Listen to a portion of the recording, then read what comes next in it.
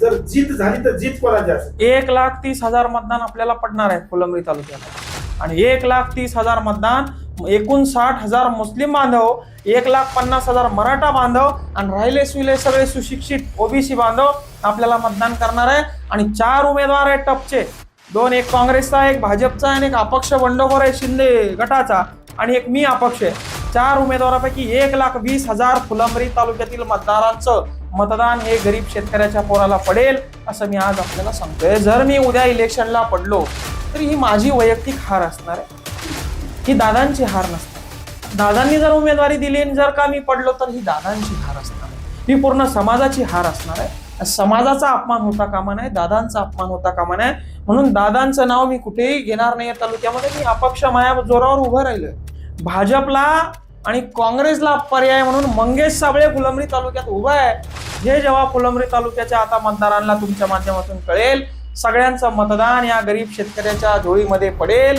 मनोज जरांगे पाटील यांनी आज असं म्हटलेलं आहे सकाळी की ही माघार नाहीये, हा गनिमी काळ आहे. आता जर आपण विचार केला तर तुमच्या एकट्या फुलंब्री विधानसभा मतदारसंघामधनं 41 अर्ज भरण्यात आलेले होते, त्यापैकी तुमचा एक अर्ज होता. तर आता मराठा आंदोलक किंवा जे या चळवळीमध्ये होते यातले देखील 12-15 लोक अर्ज भरलेले होते. तर ह्या लोकांनी कुणीतरी एक नाव सुचवा आहे, गेली 4-5 दिवस मनोज जरांगे पाटील सांगतात, पण तसं झालं नाही. पाटील साहेब म्हणतील ते, पाटील साहेब सांगतील ते, असंच सर्वजण म्हणत होते. तर मग आता हे असंही असू शकतं का की जो अर्ज ठेवेल आजच्या तारखेनंतर त्याच्यासोबत मनोज जरांगे पाटील जातील आणि गनिमी कावा हा आपल्याच मावळ्यांच्या सोबत घडलेला असावा? हे बघा, तसं काही नाहीये. दादांनी स्पष्ट सांगितलंय राजकीय भूमिका आपल्याला सध्या घ्यायची नाहीये. त्याच्या मागे दुसरं एक कारण असे, आज मी उभं राहिलोय, जर का मी उद्या पडलो तर ही माझी वैयक्तिक हार असेल. त्यांच्या गनिमी काव्यानुसार ते जर का म्हणतात की हा गनिमी कावा तर ते उद्या तुम्हाला सपोर्ट देखील करू शकतात. काय वाटतं, तुम्ही आशादायी आहात काय? नाही, मी त्याच प्रश्नाचं उत्तर तुमच्या देतोय. जर मी उद्या इलेक्शनला पडलो तर ही माझी वैयक्तिक हार असणार आहे, ही दादांची हार नसणार आहे. दादांनी जर उमेदवारी दिली आणि जर का मी पडलो तर ही दादांची हार असणार आहे, ही पूर्ण समाजाची हार असणार आहे. समाजाचा अपमान होता कामा नये, दादांचा अपमान होता कामा नये. म्हणून दादांचं नाव मी कुठेही घेणार नाही तालुक्यामध्ये. मी अपक्ष माया जोरावर उभं राहिलोय. हा गनिमी कावा दादांचा काय आहे हे काही दिवसात आपल्याला कळेल. मात्र समाजाची पोटतिडकीने प्रश्न मांडण्याची जी माझ्यामध्ये तळमळ आहे, ती तळमळ मी व्यक्त करतोय. 15 दिवसामध्ये 12 दिवसामध्ये मी समाजासमोर घेऊन जाणार आहे. समाज मला आशीर्वाद देतो की नाही देतो हे 23 तारखेला आपल्याला बघायला मिळणार आहे. लोकसभेला तुम्हाला चांगलं मताधिक्य मिळालं होतं. आता तुम्ही सांगितलं की जर हार झाली तर तुमची असेल, पण बरेच जण सांगतात की मंगेश साबळे निवडून येऊ शकतात. जर जीत झाली तर जीत कोणाची असेल? 1,30,000 मतदान आपल्याला पडणार आहे फुलंब्री तालुक्यामध्ये आणि 1,30,000 मतदान 59,000 मुस्लिम बांधव, 1,50,000 मराठा बांधव आणि राहिले सुले सगळे सुशिक्षित ओबीसी बांधव आपल्याला मतदान करणार आहे. आणि 4 उमेदवार आहेत टपचे, 2 एक काँग्रेसचा, एक भाजपचा आणि एक अपक्ष बंडखोर आहे शिंदे गटाचा आणि एक मी अपक्ष आहे. 4 उमेदवारापैकी 1,20,000 फुलंब्री तालुक्यातील मतदारांचं मतदान हे गरीब शेतकऱ्याच्या पोराला पडेल असं मी आज आपल्याला सांगतोय. मत विभागणीचं गणित जर आपण पाहिलं तर केंद्रीय पक्ष आहेत दोन, भाजप आहे, काँग्रेस आहे, शिवाय शिंदे गटाचा उमेदवार आहे जसं तुम्ही म्हणता, यांचा देखील केडर आहे, यांची देखील ताकद आहे. प्रत्येक ठिकाणी त्या काही गावांमध्ये त्यांची ताकद आहे, काही पॉकेट्समध्ये त्यांची ताकद आहे. ही ताकद पण विभागली जाऊ शकते. तर याचं मत विभाजनाचं गणित तुमच्या डोक्यात कसं? पक्षाची ताकदच राहिलेली नाही, पक्षाचा स्तंभच राहिलेला नाही. पक्ष मागच्या लोकसभेला आपण बघितलं, पक्ष हे विखुरल्या गेलेले आहेत. भाजपला आणि काँग्रेसला पर्याय म्हणून मंगेश साबळे फुलंब्री तालुक्यात उभा आहे. हे जेव्हा फुलंब्री तालुक्याच्या आता मतदारांना तुमच्या माध्यमातून कळेल, सगळ्यांचं मतदान या गरीब शेतकऱ्याच्या झोळीमध्ये पडेल. भाजपलाही 10 वर्ष लोकांनी बघितलं, काँग्रेसलाही 10 वर्ष लोकांनी बघितलं. 10 वर्ष मान्य हरिभाऊ बागडे आमदार होते, 10 वर्ष मान्य डॉक्टर कल्याण काळे आमदार होते. दोघांनी काहीच काम केलेलं नाही. दोघांचं आजमावलेलं आहे जनतेनं. आता एक शेतकऱ्याचं पोरग काय करतं हे जनतेला बघायचं आहे. मला असं वाटतं किंवा कमेंटनुसार असं लक्षात येतं की तुमच्या मागे केवळ युवक वर्ग आहे आणि इतर वर्ग नाही आहे. आता जर आपण तुझं गणित लक्षात घेतलं तर तुमच्या डोक्यामध्ये जो आकडा आहे 1,30,000 मतांचा, तो पूर्ण होऊ शकतो का केवळ युवकांच्या आणि तरुणांच्या? नक्कीच होऊ शकतो. मला फुलंब्री तालुक्यामध्ये जवळपास 30,000 मतदान मागच्या वेळी झालेलं आहे. त्या 30,000 मतदारांना ज्यांनी पाण्याला मतदान केले त्या सगळ्यांना विनंती आहे, तुम्ही फक्त 3-3 मतदान आणायचे, 2-2 मतदान यावेळी आणायचे. तुम्हाला जास्त काही करायचं नाही, जास्त काही प्रचार करायचा गरज नाही, जास्त काही लोड घ्यायची गरज नाही. पोत्यानं पैसे वाटणारे उमेदवार आहे, करोडपती यांचे अफिडेव्हिट आपण काढून ठेवले, यांची करोडांची यांची प्रॉपर्टी आहे, हे आपण तिथं दाखवणार आहे सभेमध्ये. मात्र तुम्हाला सांगतो, तुम्ही 1-1, 2-2 जरी मतदान आणले तर आपला उमेदवार निवडून येतो. जास्त कष्ट घेण्याची गरज नाहीये. तुम्ही मला मतदान केलं तर यावेळी अजून 2 माणसं जोडायचे आणि 3-3-90,000 मतदान असंच आपल्याला पडते. बाकीचे 30,000 तर आहेच अगोदर. लोकसभा ही विधानसभेची लिटमस टेस्ट होती का तुमच्यासाठी? हे बघा, विधानसभा माझ्यासाठी खूप मोठं आव्हान होतं. मी विद्रोही आहे.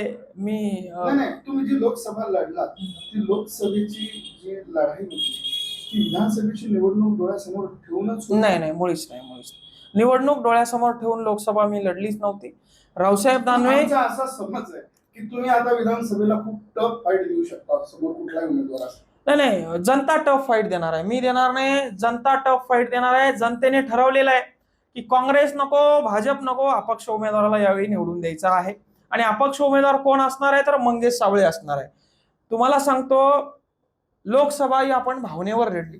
आपल्या भावनेला ठेस पोहोचवली होती. रावसाहेब दानवे असतील, सन्मान्य कल्याण काळे असतील, सन्मान्य रावसाहेब दानवे असतील, हे दोघंही लायकीचे नव्हते म्हणून मला मतदान करा असं मी सांगितलं.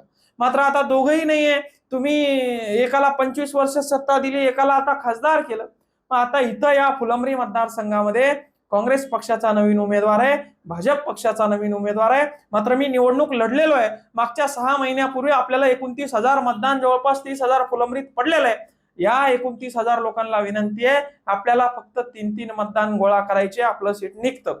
आणि तुमच्या भरोसावर या ठिकाणी मी पुन्हा दंड ठोकतात आहे आणि पुन्हा या सगळ्यांना मी माझ्या पद्धतीनं घोडा आणि मैदान समोरासमोर आहे. आता आपल्याला बघायला मिळेल.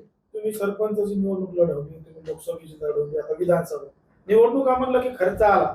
म्हणजे साबळेला नेमकं खर्च किंवा पैसे कोण पुरवतो असं बरंच जण विचारलं. हा प्रश्न बऱ्याच वेळेस आपण मला विचारला आणि मी बऱ्याच वेळेस उत्तर दिलं की लोकांनी मला वर्गणी करून या. आता तुम्हाला खोटं सांगत नाही, आई शपथ सांगतो, माझ्याकडे पैसेच नाही. आईची शपथ, मी बापाला लिव्हर दिलेला पोरगा, आईची खोटी शपथ खात नाही. माझ्याकडे आता पैसेच नाही.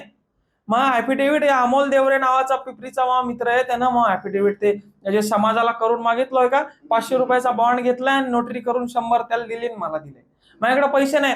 आता उद्या पॉम्पलेट छापायचे तर मी गावात जाणार आहे, माझ्या गावकऱ्याला विचारणार आहे लढायचं काय करायचं. 2-2, 5-5 हजार, 10-10 हजार जमा करतील, 1-2 लाख रुपये जमा होतील आणि पॉम्पलेट छापून नारळ पडून प्रचाराला सुरुवात करू. एक गाडी आमच्याकडे भोंगे लावायच नाही, तापा लावायच नाही, मी लढणारच आणि उभं राहणार असं काही बॅनर लावायच नाही. जनतेला जायचं, जनतेच्या मनात विचारायचं की बाबा भाजपचा उमेदवार आहे, काँग्रेसचा उमेदवार आहे आणि मी अपक्ष आहे. तुमच्यासाठी मी मरायला सुद्धा तयार आहे, तुमच्यासाठी मी काहीही करायला तयार आहे. मला एक संधी देऊन बघा. तुम्ही यांना 10 वर्ष दिले, तुम्ही यांना 10 वर्ष दिले, 20 वर्ष तुमच्या वयाला गेले, 5 वर्ष या शेतकऱ्याच्या पोराला देऊन बघा. बदल दिसला नाही तर पुन्हा कधी बटन दाबू नका, पुन्हा कधी मतदान करू नका. एवढंच या ठिकाणी मी जनतेला सांगणार. तुम्ही जसं म्हणलात की हा प्रश्न तुम्ही आम्हाला खूप वेळा विचारला, कारण त्याचं कारण पण तसंच आहे. कारण तुम्ही ज्या शक्तींच्या विरोधात दंड थोपटलेले आहेत त्या तसं पाहिलं तर महाशक्ती असं म्हणायला हरकत नाही. इकॉनॉमिकल वेने मी विचारतो, सांगतो तुम्हाला. आणि त्याचमुळं आम्हाला तुम्हाला हा प्रश्न विचारावासा वाटतो, कारण आमच्याही मनात कुतूहल असतं की बाबा एवढ्या मोठ्या धनदांडग्या मंडळींशी 2 हात करायचे निवडणुकीच्या पार्श्वभूमीवर, ते वाटतं तितकं सहज नाहीये किंवा वाटतं तितकं सोपं नाही आहे. आणि तोच इंद्रधनुष्य तुम्ही पेरताय, मागच्या वेळेस ते केलं, आताही तुम्ही त्यात लढाईसाठी सज्ज आहात. त्याला आदर्श तसे असावे लागतात. छत्रपती शाहू फुले आंबेडकरांचे आदर्श असावे लागतात. त्यांचा रस, त्यांचा विचार आपल्या धमन्यांमध्ये पेरला गेलेला पाहिजे. मनोज दादांसारखा आदर्श असावा लागतो. तो माणूस साधा सरपंच नसलेला माणूस या सरकारला पायथ्याशी आणतो राव. मग मी तर सरपंच आहे, मग मी हे फक्त भाजप काँग्रेसला वटणीवर आणू शकत नाही का? मी माझ्या फक्त तालुक्याला न्याय देऊ शकत नाही का? आज अखंड मराठा समाजाला एक सरपंच सदस्य झालेला माणूस नाही, ग्रामपंचायत सदस्य अखंड मराठा समाजाला न्याय देण्याचं काम करते सरकार, त्यांच्या पैशाशी लोन घेते. केंद्राचे गृहमंत्री म्हणताय, त्यांना येऊन उत्तर द्यावं लागतंय. मी तर गावचा सरपंच आहे, 1000 मतदान मला पडलेले आहे. ते 1000 लोक आज माझ्या पाठीशी उभे आहे. ते 1000 लोक 100 गावामध्ये फिरू शकत नाही का? 1000 लोकांना 10 लोक 100 गावात गेले तर मला मतदान होत आहे. प्रत्येक गावातून 300-300 मतदान पडले की मी निवडून येतोय. सोपं गणित आहे. त्याला कशाला पैसे लागतात? पण पैसे लागत नाही, मात्र मग नंतर घरात बसून जमत नाही, नंतर अहोरात्र जनतेचे कामं करावं लागतात. जनतेची फाईल, गाय गोठा, विहीर, घर दार सगळं आपल्याला बघावं लागतं. लग्न असेल, जावळं असेल, कुंकू असेल, हळद असेल, मैतीचा कार्यक्रम असेल, 2-5 हजार 2-500 आपल्याला द्यावं लागतं. त्यांच्या अडीअडचणी आपल्याला सोडवावं लागतात. हे सगळे कामं करण्याची ज्याची इच्छा आहे तोच बगर पैशाची निवडणूक लढू शकतो. तुम्हाला आज मी खरंच सांगतो, ज्याला बगर पैशाची निवडणूक लढवायची आहे त्यांनी त्याचं आयुष्य पैसे म्हणून जनतेला वाटायचंय. हे एवढं सोपं नाही, एवढं सोपं नाही. वैयक्तिक आयुष्य खर्च करून मी जनतेसाठी रिंगणात उतरत आहे. नाहीतर मग वय झालं, मग लग्न झालं नाही, मला लेकरं बाळ नाही, मला काहीच नाही अजून, माझं उर्वरित सगळं आयुष्य मी समाजासाठी पणाला लावायला तयार आहे. म्हणून मी या धननागड इंद्रधनुष्याला भिडायला आणि लढायला तयार आहे. आणि नक्कीच सामान्य जनता माझा संघर्ष बघतीये. सामान्य जनता मला नक्कीच एक वेळ का होईना त्या विधानसभेत पाठवेल, मला आशीर्वाद देईल, असा मला भक्कम विश्वास आहे.